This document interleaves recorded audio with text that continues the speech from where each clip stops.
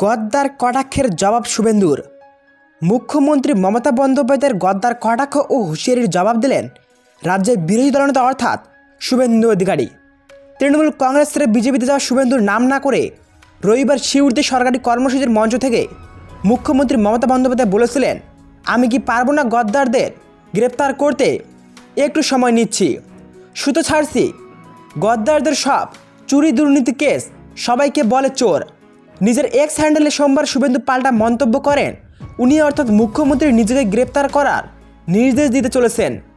তা মানুষ বুঝতে পারছেন না, কারণ তিনিই পয়লা নম্বরের গদ্দার এবং দুর্নীতিতেও অভিযুক্ত।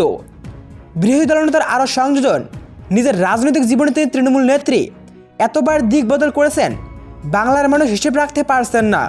কেউ কেউ বলেন বিশ্বাসঘাতকতায় উনি পিএইচডি।